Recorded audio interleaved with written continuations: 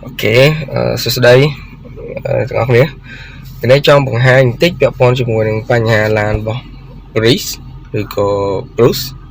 បាទពេលដែលយើងចុច start ហើយប៉ុន្តែនៅលើអេក្រង់របស់យើងល្ងិតបាទអត់មានភ្លើងអត់មានអេក្រង់អីទេតែនៅយើងមើលនៅលើអេក្រង់តូចរបស់យើងគឺមានដំណើរការហើយម៉ាស៊ីនឡានគឺឆេះធម្មតាទេហើយបើសិនជាបងប្អូនអ្នកទាំងអស់គ្នាអត់ដឹងហើយជំរឿនថ្ងៃនេះខ្ញុំនឹងប្រាប់ជិះវាងយើងទៅចូលជាងហើយជាអាចអស់លុយតែនៅយើងអាចដោះស្រាយផ្នែកបានបាទអញ្ចឹងជាជំហានដំបូងអ្នកទាំងអស់គ្នាអាចធ្វើតាមខ្ញុំបានយើងអាចចុចសញ្ញាបិទបើកភ្លើងនេះហើយនឹងជាមួយនឹងសញ្ញា information យើងចុចសញ្ញា information នេះហើយយើងបិទបើកភ្លើងទៅវានឹងចេញសញ្ញា check detail ឲ្យយើងហើយបាទដោយសារខ្ញុំថតម្នាក់ឯងបាទសូមរងចាំបន្តិចណា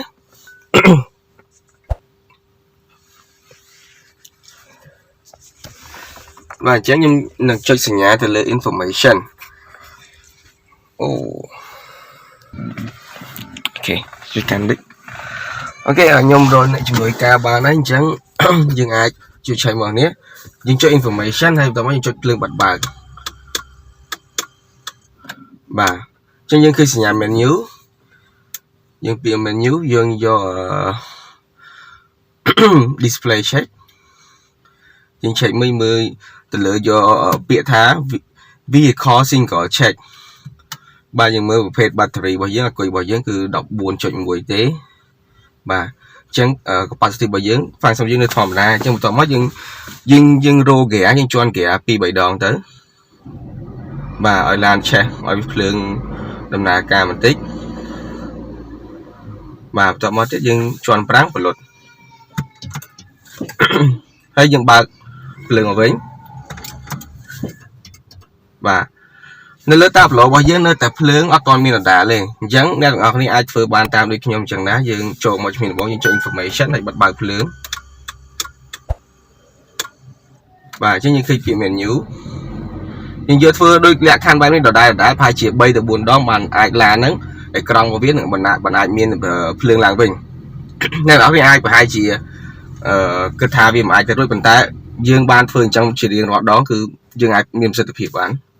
បាទអញ្ចឹងឥឡូវខ្ញុំរោទៀមម្ដងទៀត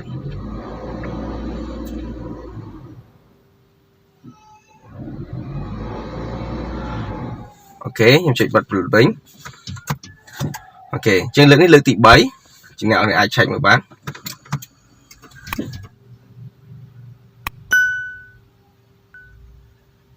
បាទលើកទី3នៅតែអត់ទាន់មានដដែលទេអ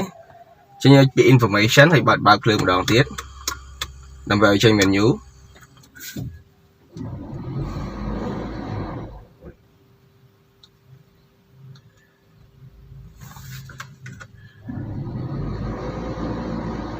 អូខេខ្ញុំរោ gear បន្តិចសិនអ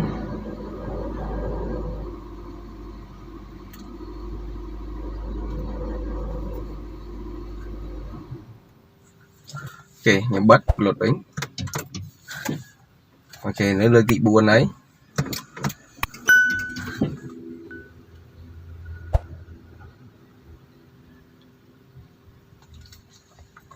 ខ្ញុំធ្វើម្ដងទៀត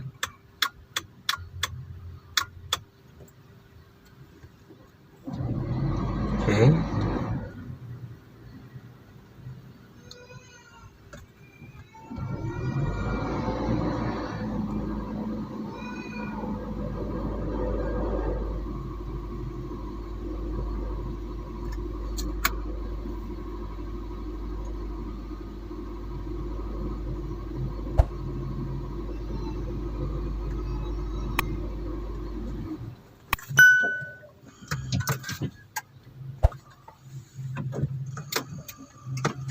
អូខេ